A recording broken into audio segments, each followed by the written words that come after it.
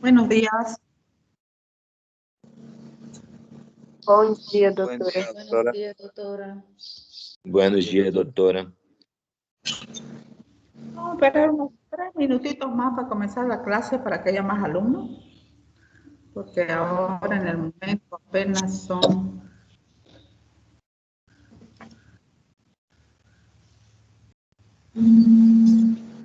37. Ya puedo comenzar.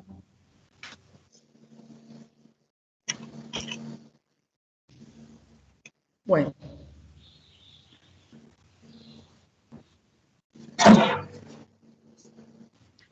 Vamos a comenzar hablando de esta patología que tiene muy larga evolución en la historia. Chile, apaga su micrófono, por favor, que está tendo interferencia. Es una patología que tiene larga historia, o sea, ustedes saben, ya se la conocía en la Biblia, por eso es que también actualmente no se habla de que un paciente es leproso, sino que tiene la enfermedad de Hansen. En memoria también a su descubridor, que era el doctor Hansen, que fue el que estudió y con mayor intensidad este bacilo. Esta es una patología que ataca principalmente la piel y el sistema nervioso periférico. Su patogenicidad es muy baja porque desde el momento que el paciente se contagia pasa demasiado tiempo para que el paciente tenga sintomatología. Entonces, es una enfermedad infecciosa crónica, afecta principalmente piel y nervios periféricos, y el agente causal es un pariente de un bacilo que vimos la semana pasada, el Mycobacterium leprae, que también se considera un bacilo ácido alcohol resistente porque tiene las mismas características del Mycobacterium tuberculosis que vimos la semana pasada. Se cuesta teñirlo y cuesta lavarlo, así que es un bacilo ácido alcohol resistente también. Esta es una enfermedad infecciosa, es contagiosa, pero no para el 100% de la población, sino para un grupo reducido, porque se dice que hay una predisposición genética para adquirir la enfermedad. O sea, requerimos de que alguna persona entre los ancestros del paciente enfermo haya padecido previamente y por eso adquiere esa predisposición genética. Esta se adquiere por contacto prolongado con pacientes con la enfermedad y tiene 2 formas comunes, que son la lepra tuberculoide y la lepra lepromatosa. De estas 2, la más benigna es la tuberculoide y la lepromatosa es altamente destructiva si es que se deja evolucionar. Entonces, ¿por qué produce las determinadas lesiones que produce? Este bacilo se ubica habitualmente en la unión dermoepidérmica, o sea, donde se une la dermis con la epidermis. Y ahí vamos a encontrar las raíces nerviosas, la irrigación de la piel, folículos pilosos, glándulas sebáceas, músculo erector del pelo, glándulas sudoríparas. Entonces, la bacteria se ubica a ese nivel va a implicar alteraciones en cada una de estas cosas. Vamos a ver la imagen siguiente, que es más de embriología, pero sí nos ayuda. El folículo piloso, la glándula sebácea, el músculo erector del pelo, ese que hace que cuando estemos con mucho frío, se ericen los vellos de la piel, o cuando tenemos algún miedo también, sucede. Y esta de aquí es la glándula sudorípara. Entonces, si la bacteria se ubica a este nivel, obviamente destruye las raíces nerviosas, que la primer sintomatología es la pérdida de la sensibilidad, tanto térmica, dolorosa o táctil. También en la zona afectada lo primero que se caen son los vellos. Si es en la cara, por ejemplo, se comienza a perder la cola de las cejas. Obviamente el folículo piloso desaparece, el pelo se cae, las glándulas sudoríparas también se ven afectadas. Las glándulas sudoríparas, las glándulas sebáceas, perdón, las glándulas sudoríparas también, entonces zonas de la piel donde el paciente no tiene absolutamente sudoración.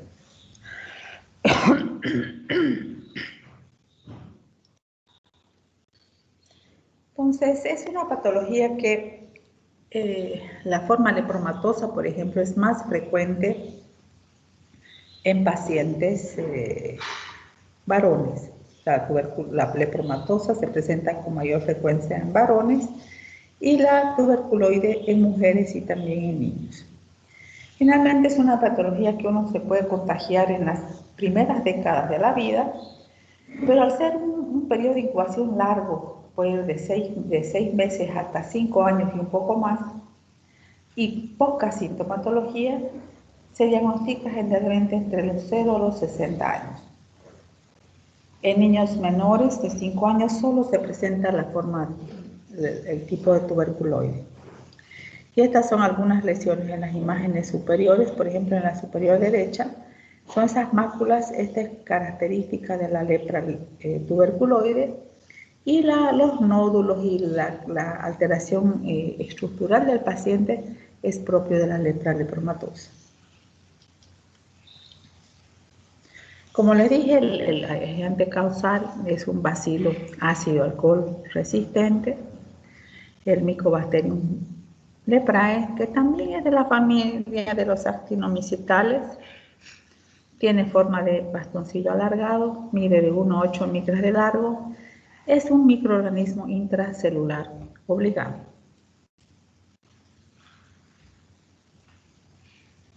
Tiene muy baja virulencia, poca patogenicidad y hasta ahora el único reservorio es el ser humano.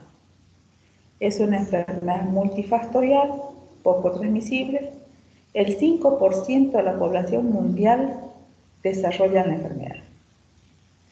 La vía de transmisión más factible son las gotículas de saliva que emite el paciente enfermo y también el tener contacto con algunas heridas en la piel del probable futuro huésped que pueda ser la vía de ingreso. También se maneja otra teoría que es que hay un animal que es el vector, también podríamos decir vector o transmisor de la lepra, que es el armadillo o tatú. Entonces, el ingerir la carne de tatú podría generar la presentación de una lepra también.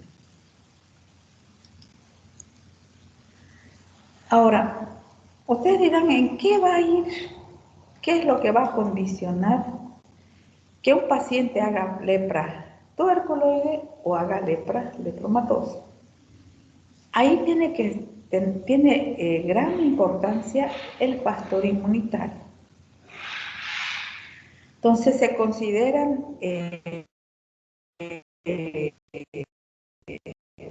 dos de respuesta y enérgica, que eso nos va a dar básicamente las dos formas.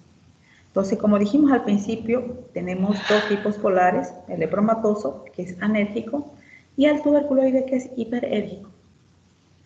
Ahora, ¿por qué se produce esto? En el paciente con lepra lepromatosa, el sistema inmunitario no está completo.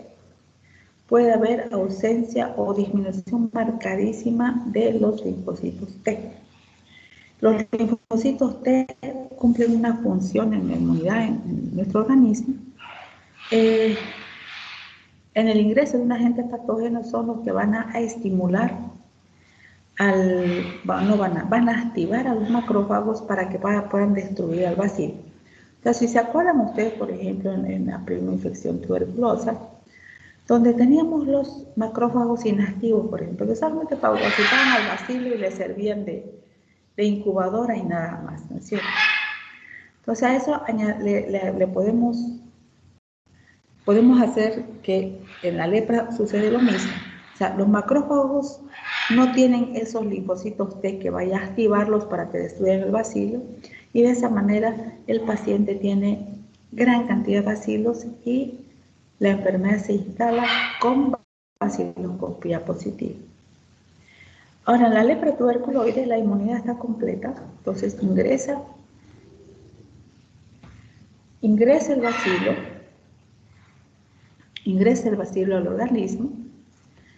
Los macrófagos son activados por los linfocitos T y van y destruyen al bacilo. Entonces me dirán entonces, ¿cómo puede haber una lepra tuberculoide si los bacilos son eliminados? Ese es en el primer contacto. En el segundo contacto, vamos a suponer que ese paciente está en contacto permanente con el paciente enfermo, ¿no es cierto?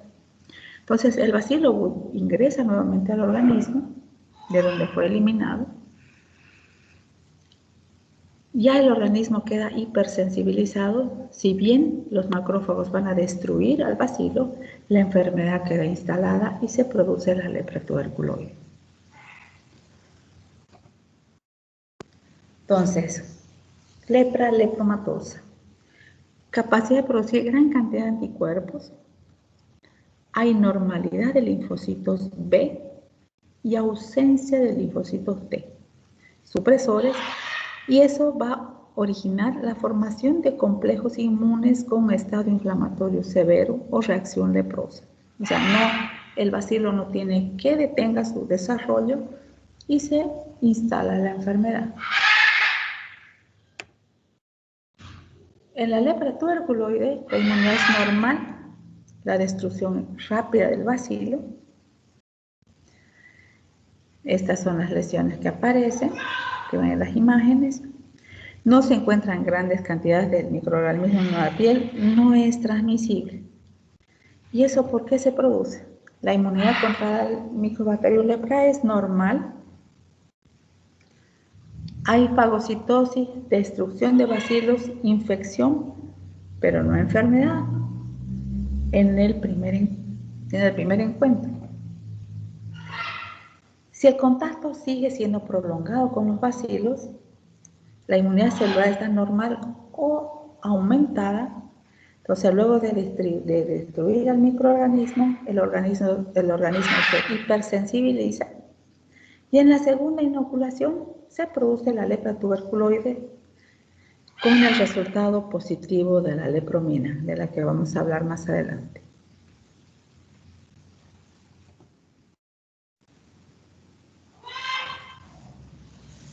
Entonces, el paciente continúa en contacto prolongado, como dijimos. Es una enfermedad que muchas veces pueden aparecer las lesiones como pueden no aparecer, pero ya ser el paciente contagioso, ¿no es cierto? Si estamos hablando de una lepra lepromatosa. Entonces, el contacto prolongado con los bacilos, o sea, con el paciente enfermo, continúa, y eso va a hacer que se vaya deteriorando la especificidad de la inmunidad celular. O sea, la inmunidad del paciente se va deteriorando y puede originar una lepra tuberculoide o una lepra lepromatosa. Ustedes saben que hay las dos básicas, tuberculoide y lepromatosa, y tenemos la borderline también, o indeterminada, que puede volverse tuberculoide o puede volverse lepromatosa. Espérenme un minuto, por favor.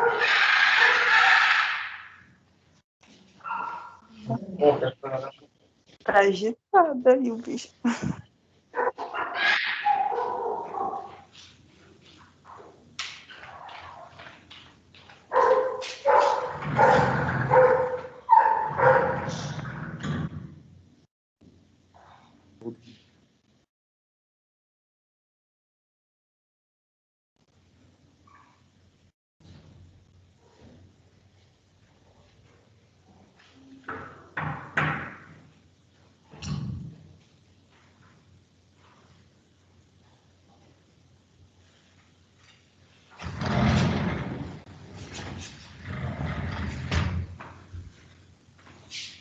Entonces, continuamos.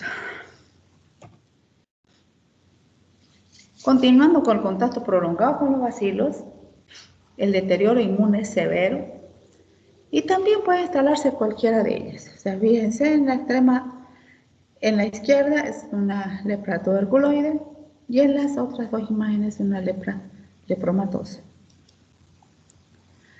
Entonces, ¿cuáles son los factores de riesgo para adquirir la enfermedad? Primero, el más importante, estar genéticamente predispuesto para adquirir la enfermedad.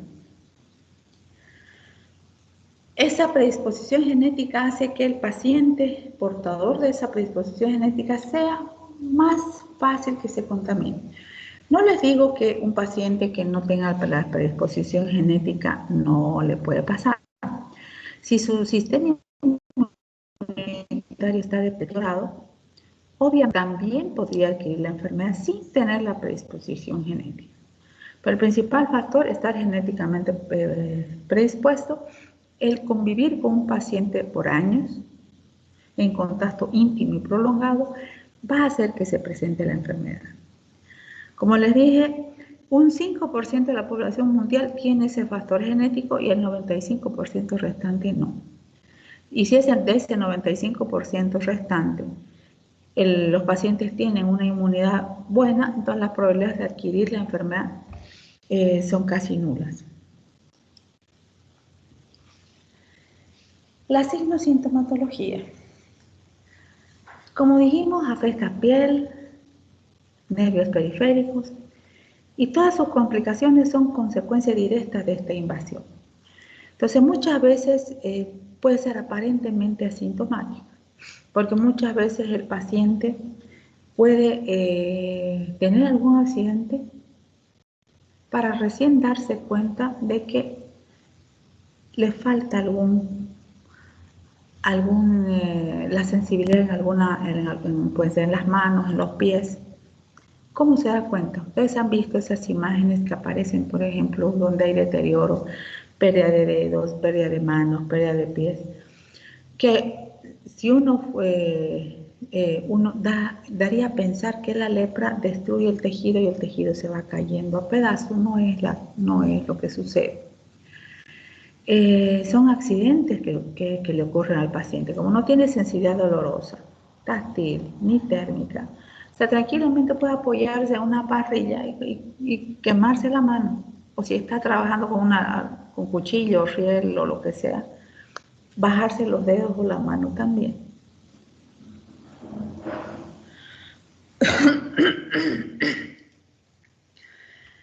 Entonces afecta principalmente a nervios periféricos, los músculos, la piel, los ojos, la nariz y los testículos. Los nervios generalmente afectados son el facial, el auricular, el cubital, el mediano, el radial, el ciático, el popliteo externo y el tibial posterior. Esos nervios son las zonas que están más expuestas. Al inicio solamente se afecta la rama sensitiva,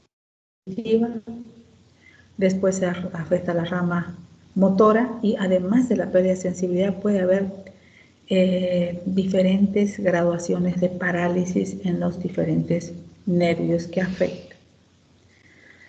Hay la clásica, por ejemplo, estas imágenes que ven acá son propias de lesiones que se produce el paciente. Por ejemplo, acá en el pie, seguramente pisó un clavo, alguna cosa parecida, y tiene lesiones extensas en el pie. Ahora, esa lesión nerviosa, o sea, tanto la parte sensitiva como motora, produce, como dijimos, ausencia de sudoración por la destrucción de las glándulas sudoríparas, pérdida de la sensibilidad por destrucción de las raíces nerviosas sensitivas, y puede tener una parálisis incompleta o parálisis completa reciente. Si la parálisis comenzó días previos a que el paciente acuda a la consulta, el restablecimiento es posible, porque la raíz nerviosa en ese momento está siendo afectada por la bacteria, pero aún no ha sido destruida por la bacteria. Entonces, si el paciente es atendido antes de que se produzca la destrucción, el restablecimiento es posible en el 100%, sobre todo de la movilidad de ese miembro. Ahora, si el paciente llega a una fase destructiva ya, o sea, cuando ya el nervio ha sido destruido, la parálisis del nervio es completa y el restablecimiento es imposible. O sea, lo clásico, por ejemplo, es esta, por contracción del cubital, ¿bien? Que esa es la mano en garra, que es característica de esta patología, que es la parálisis que produce la enfermedad. Vamos a ocupar de la lepra lepromatosa, que como les dije es la más grave. ¿Por qué? Porque es la más destructiva. Afecta, si es que se deja avanzar, actualmente hay pocos pacientes que llegan al estadio de la imagen que tenemos en pantalla, pero si se deja avanzar podría llegar, o sea, destruye completamente estéticamente al paciente. Y como su alteración solamente se limita a los nervios periféricos, el sistema nervioso central queda intacto y el paciente está consciente de todo lo que le pasa y de cómo está estéticamente también. Entonces es sistémica, progresiva, afecta piel, mucosas, nervios, cualquier órgano excepto el sistema nervioso central. Doutora, Sí, dime. luego la bactéria, ela come o nervo óptico, como é? Al producir la caída del vello, caen las cejas, se caen las pestañas. Y si nosotros, si bien pensamos que tiene un carácter decorativo, tanto las pestañas como las cejas, el carácter propio de esos elementos es de protección al globo ocular. Y eso va a producir que haya degeneración a nivel de la córnea por agentes irritantes que no son repelidos por las pestañas, y eso va a producir ceguera en el paciente. Esa es la complicación mayor que produce en los ojos.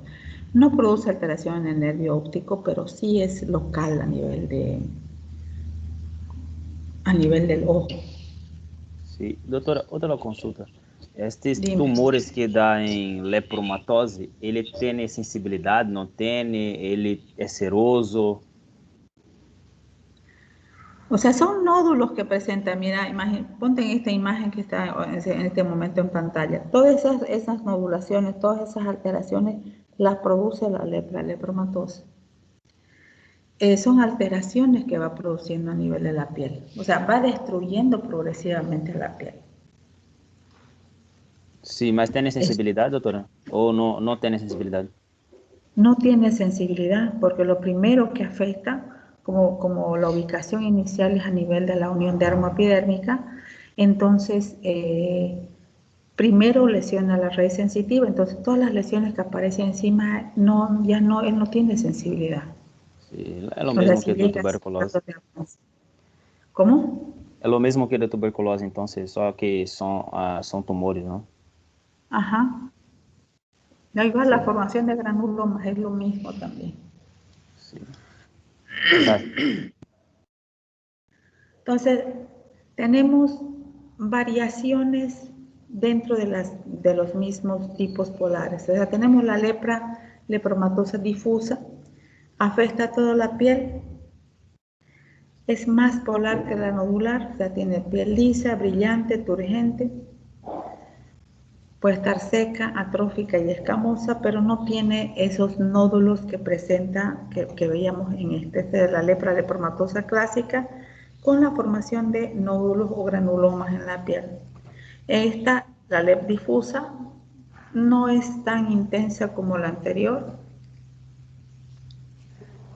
Dentro de la signo-sintomatología tenemos la pérdida de la sensibilidad, las placas redondeadas de bordes nítidos, como estamos viendo en la imagen de la izquierda, destrucción de glándulas sebáceas, destrucción de folículos pilosos, puede haber pérdida total o parcial de la sensibilidad, nódulos firmes y difusos, como estamos viendo en la imagen del medio, tumefacciones ampliamente distribuidas. Por ejemplo, la lepra lepromatosa produce una facies característica cuando altera tanto el arco ciliar, o sea, donde están las cejas.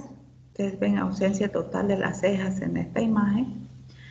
También el pliegue nasogeniano, y queda la característica que es típica de esta patología, es la facies leonina, donde por esa alteración tanto en el arco ciliar como en la línea nasogeniana, da la impresión de la cara de un león, o sea, facies leonina, que es característica de la lepra lepromatosa. Estos son los nódulos o granulomas que se presentan en el cuerpo. Pueden ser cubrir totalmente la piel, como vimos en la anterior, o así de forma aislada. Infiltraciones de las cejas causan madarosis. La madarosis es la caída total de las cejas, de las pestañas. Si se fija en la imagen del medio, hay ausencia total de las pestañas. Y como les dije, las pestañas aparentemente uno piensa que tienen carácter decorativo y no, son protectoras del ojo. Y al perder esa protección, el ojo queda expuesto ante los diferentes agentes que pueden provocar lesión a nivel de la córnea. Entonces en el ojo se produce la queratitis, porque no hay un cierre absoluto del ojo, entonces la córnea se reseca. Hay conjuntivitis, porque tampoco las pestañas protegen para que ingresen agentes patógenos al ojo. Iritis, la ceguera y la madarosis, que ya dijimos que era la pérdida completa de las pestañas. A nivel de la nariz, provoca destrucción del tabique nasal, dándonos la facies característica, la nariz sencilla de montar, aplastamiento. Se fijan, esta es la imagen de frente de ese paciente, donde hay aplastamiento del tabique nasal, y la imagen lateral, o sea, donde se aprecia como una silla de montar. Y como síntoma constante, la rinorrea, precisamente por la lesión anatómica que sufre la nariz. Todo lo que vimos anteriormente es de la lepra lepromatosa. Ahora vamos a ver la lepra tuberculoide.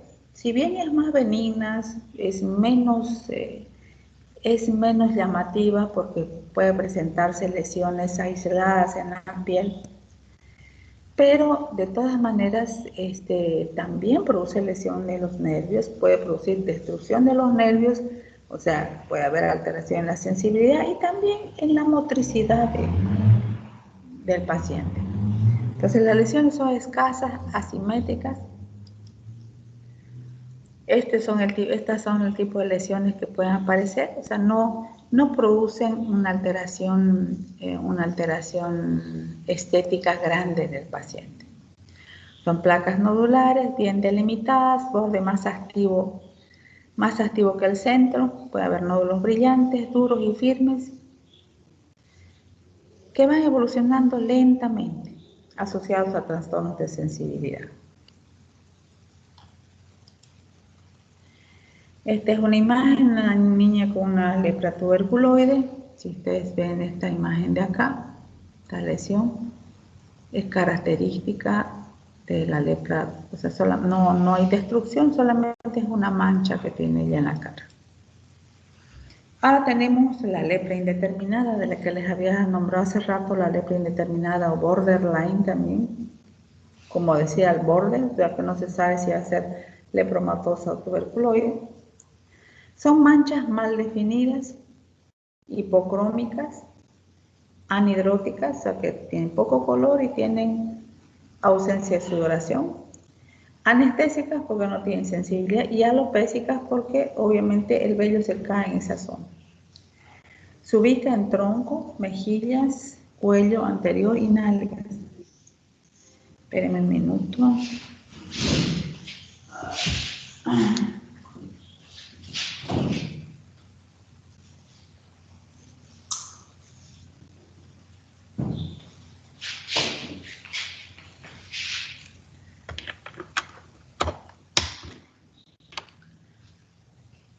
Y también puede aparecer una mancha violácea en la región de las nalgas, o sea, en el pliegue a nivel del glúteo, y es lo que se conoce como signo de la mancha de Castañeda. También tenemos la lepra dimorfa. En esta es inestable porque pueden aparecer lesiones en un lado y luego trasladarse al lado opuesto. Este tipo de lepra dimorfa se presenta tanto en la lepra tuberculoide como en la lepromatosa. Las secuelas de la enfermedad son daños nerviosos permanentes, desfiguración estética, ceguera, infertilidad e impotencia.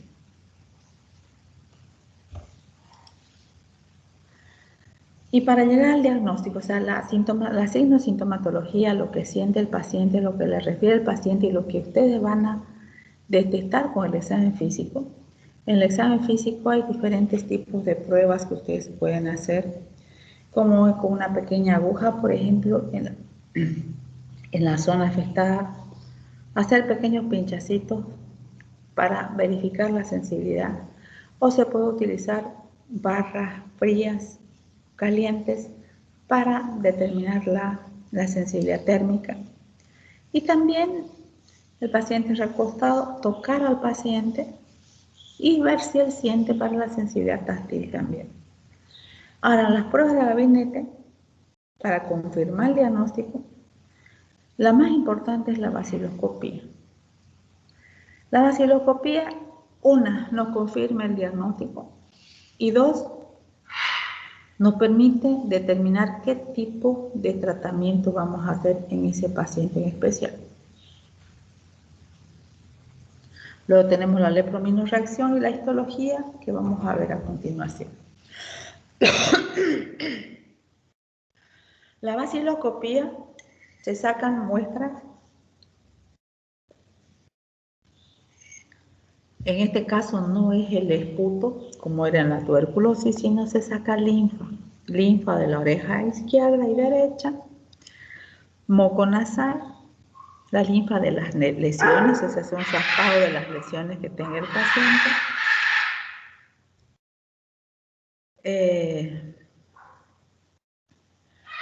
del codo, rodilla derecha, linfa de las lesiones, codo, rodilla izquierda, y se hace la tinción, la misma que habíamos utilizado en la tuberculosis, la tinción de Ciel-Nielsen. Y la lectura es como sigue. Si no encontramos ningún bacilo ácido alcohol resistente en 100 campos microscópicos observados o en 10 minutos de observación, la vaciloscopía es negativa. Si encontramos menos de un bacilo en promedio de 100 campos microscópicos observados, y es positivo una cruz. De 1 a 10 bacilos en promedio de 50 campos microscópicos observados, 2 cruces.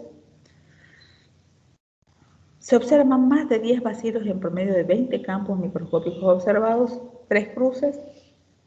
Llegamos a un promedio de 5 cruces.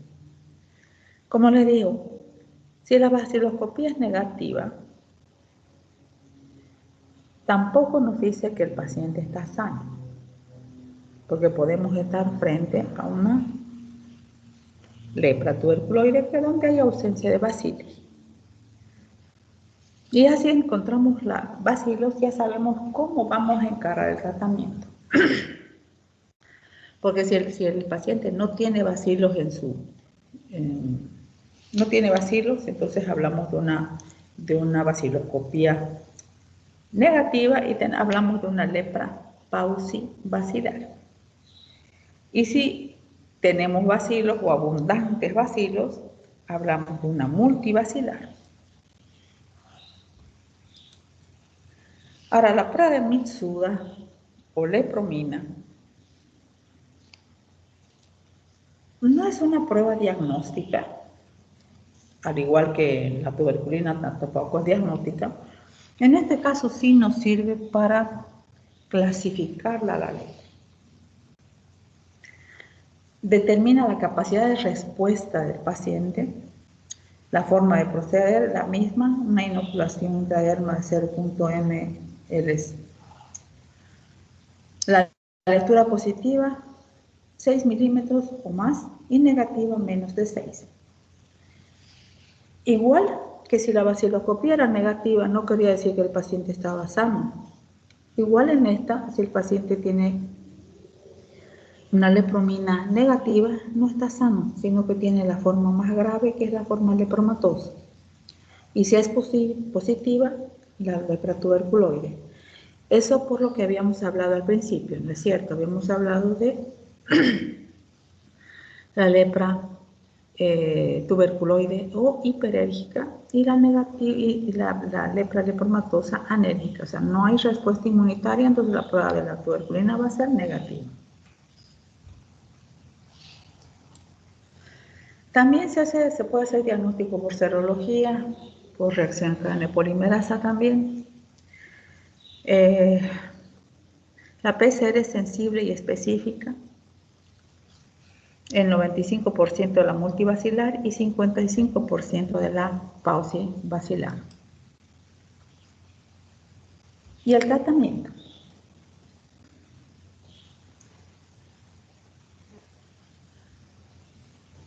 El tratamiento tiene como objetivo evitar la transmisión de la enfermedad del paciente y la prevención de las secuelas y el desarrollo de resistencias. Entonces, este es un tratamiento ambulatorio. ¿Por qué? Porque es un tratamiento extremadamente largo y no podemos mantener al paciente internado.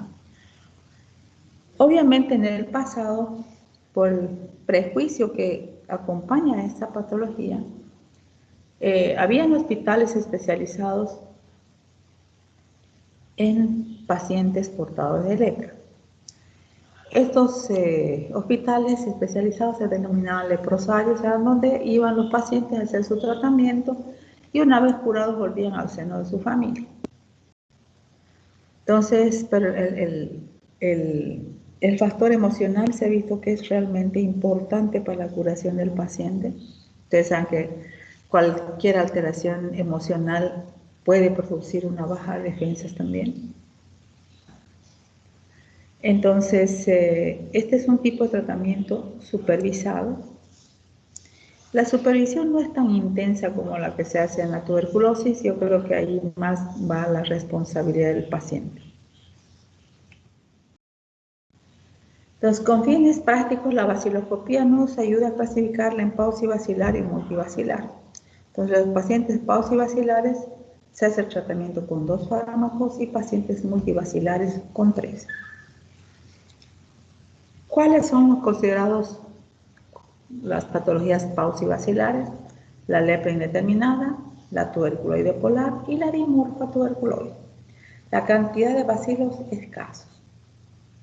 Y la multivacilar, la lepra lepromatosa, dimorfa lepromatosa y dimorfa pura, donde la cantidad de bacilos es abundante. La lepra paucivacilar se trata con 2 medicamentos, que pueden ser la rifampicina y la dapsona, o en algunos casos se cambia la dapsona por la clofazimina. Les voy a explicar enseguida por qué. La rifampicina es la estrella del tratamiento, es la que se mantiene sin cambiar. La rifampicina es 600 miligramos al mes con supervisión de la ingesta. Entonces, el paciente tiene que acudir mensualmente al centro de salud a ingerir su rifampicina y recoger el medicamento que se va a autoadministrar en su domicilio. La dapsona se da en dosis de 100 miligramos al día, todos los días, durante todo el mes.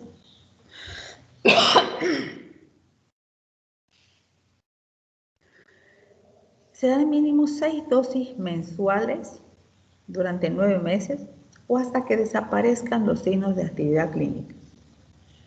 Se hará el seguimiento de estos pacientes por 2 años, luego de completar el esquema de tratamiento con consultas semestrales, vaciloscopía al final de la quimioterapia y antes de dar de alta al enfermo por curación.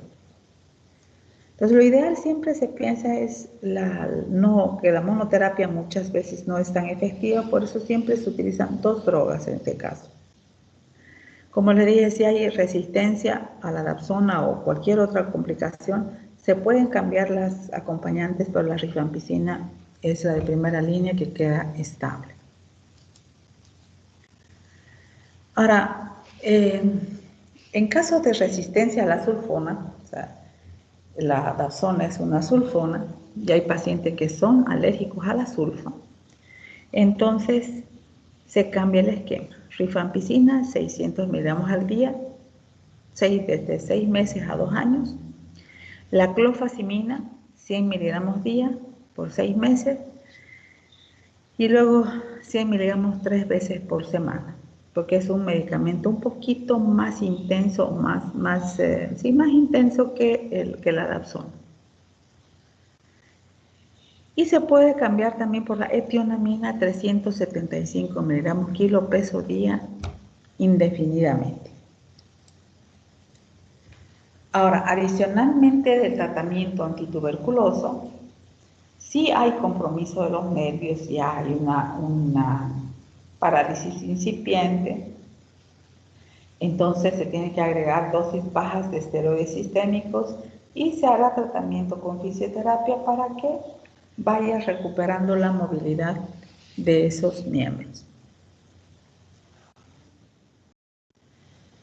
Al tratamiento de la lepra bacilífera, como le dije, se hace con tres medicamentos. En este caso son 2 medicamentos que van a ser controlados mensualmente.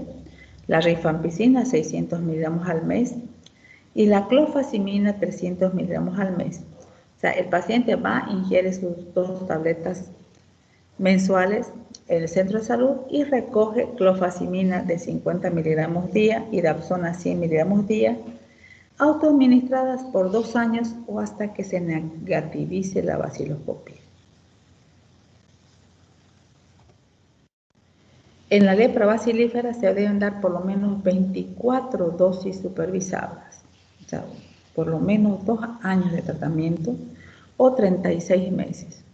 Si continúa la baciloscopía positiva, se debe continuar hasta lograr la negativización por 6 meses más. Por ninguna causa se debe interrumpir el tratamiento, aun cuando se presenten cuadros reactivos de cualquier tipo. Si hay reacción leprosa con bacteriología negativa, se sigue hasta la desaparición de la reacción y por 6 meses más. Estos pacientes tienen que se tiene que hacer un seguimiento de estos pacientes durante 5 años después de completar los esquemas de tratamiento con consulta médica semestral, baciloscopías semestrales.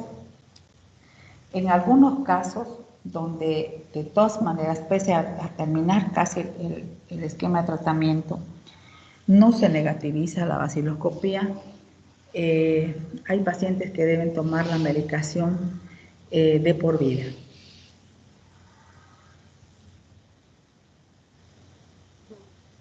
Hay otros medicamentos en caso de que haya resistencia, alergias a los medicamentos iniciales, donde solamente se cambia, como le dije, los acompañantes. Tenemos la aminociclina, la ofloxacina, la perfloxacina y la claritromicina. Estos se pueden utilizar en forma combinada con rifampicina 600 miligramos, ofloxacina 400 y aminociclina 100 en dosis mensuales por 3 a 6 meses o como dosis única en pacientes paucibacilares con una sola lesión. Ahora existe una complicación propiamente, pero sí una condición en la que se produce una inflamación en la zona donde está instalada la lepra, que es el eritema nodoso leproso, que tiene lo clásico de una inflamación, que es el rubor, calor y dolor, ¿no es cierto? La elevación térmica en la zona, enrojecimiento y el dolor que se produce. Entonces ahí encontró su lugar definitivo La talidomida, que seguramente ustedes se deben acordar de este medicamento, de su paso por pacientes embarazadas cuando se pensó que podía ser un tranquilizante y resultó un remedio realmente muy malo, teratogénico. Aquí sí encontró su lugar, se da de 200 a 300 miligramos al día o 6 miligramos kilo peso día por 3 a 4 días. Generalmente en 3 a 4 días el eritema nodoso leproso se resuelve y comienzan a desaparecer las lesiones.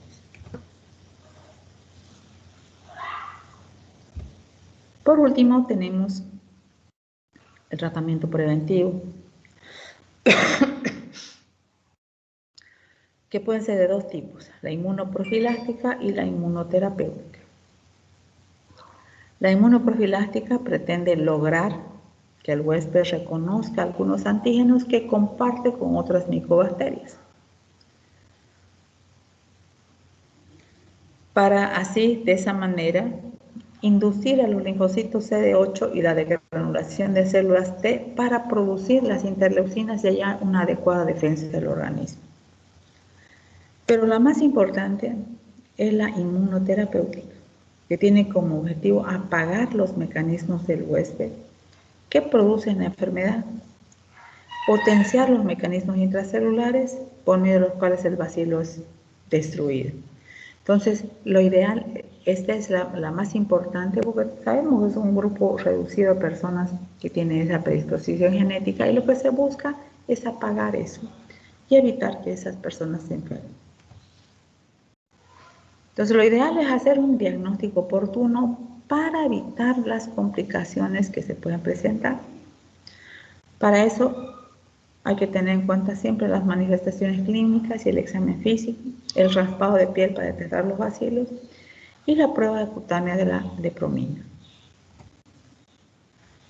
Para la limitación del daño, obviamente está el tratamiento oportuno, el tratamiento medicamentoso supervisado y controlado. O sea, cada paciente debe ser responsable de su propia curación, porque ustedes saben que en este caso, por ejemplo, el paciente recoge solamente su dosis mensual, pero diariamente el paciente se tiene que medicar.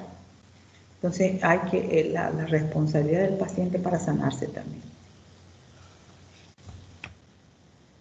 La rehabilitación, o sea, como le antiguamente eran llevados a hospitales especializados, actualmente se ha visto que la respuesta al tratamiento es mejor si el paciente no tiene esa depresión por estar, digamos, lejos de su familia. O sea, realmente el factor emocional es importante para que el paciente consiga vencer la enfermedad. Este es el tema de hoy, muchachos. Si tienen más preguntas, vamos. Doutora, Dime. doutora, soy Francisco. Es que tengo uma dificuldade desde o início da classe, não puedo entrar. Desde as 8 estou tentando entrar na classe, não puedo ir ao controle de assistência, nem os colegas me podem chamar ou adicionar à classe. Então está difícil. Como hacemos? Bueno, la clase podés asistir, la clase quedó grabada, así que no hay mayor problema para que tú puedas recuperar la clase. Ya van varias clases que yo veo que vos llamas y algunas veces yo veo tu mensaje, pero cuando comparto de escritorio, se pierde un poco, no me salen los mensajes y no te llamo. Entonces, yo voy a bajar la asistencia de la plataforma, no te preocupes. Ok. ¿Alguna pregunta del tema?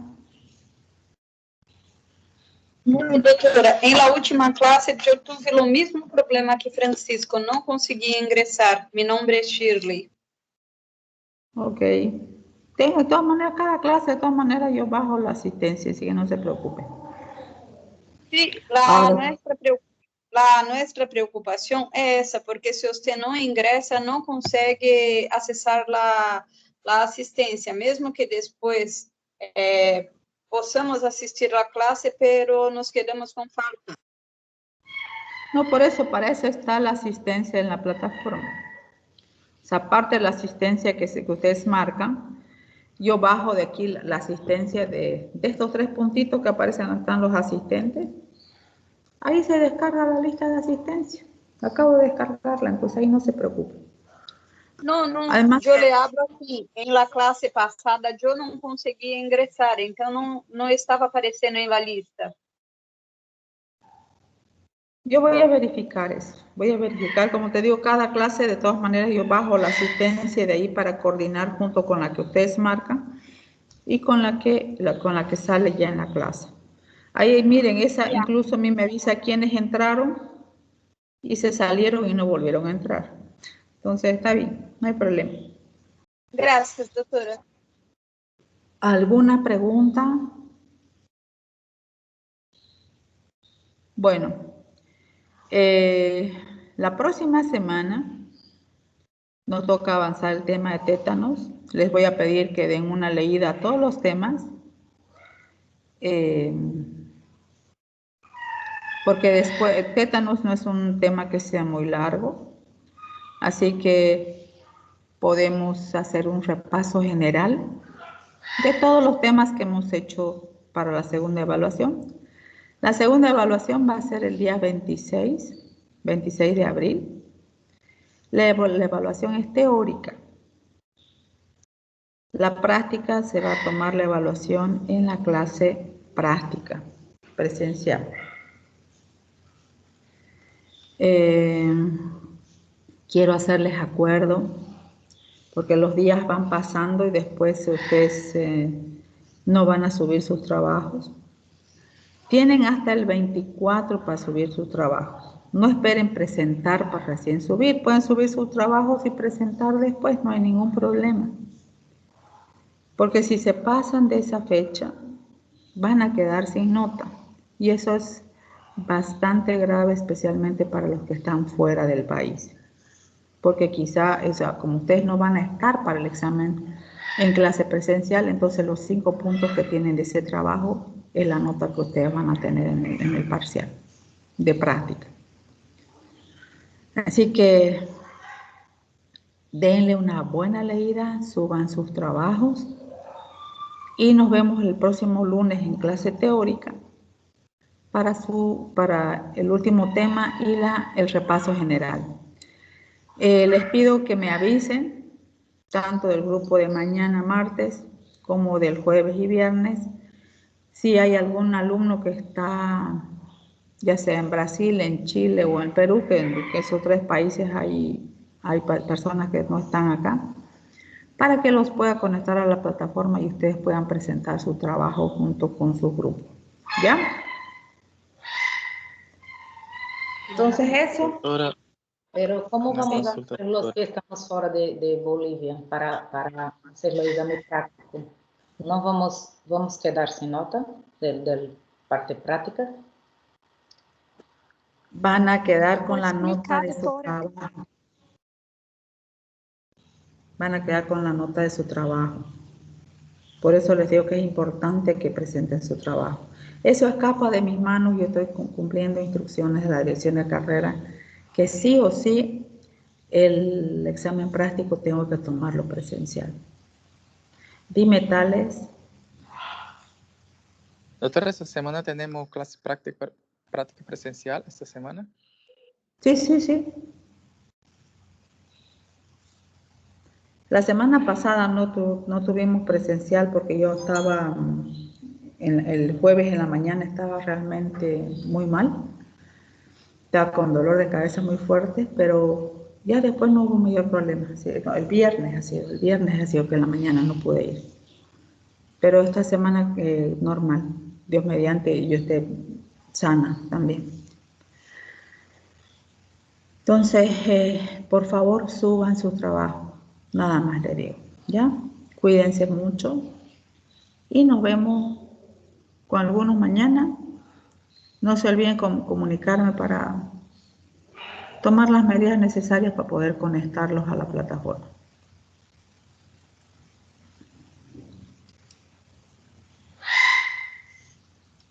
Doctora,